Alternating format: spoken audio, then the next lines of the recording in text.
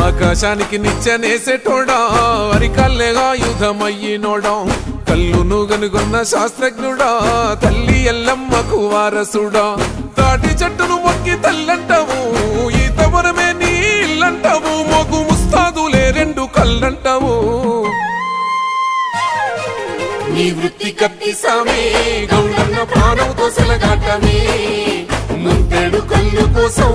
ఎంతటి త్యాగాన్ని కొడిగడతావే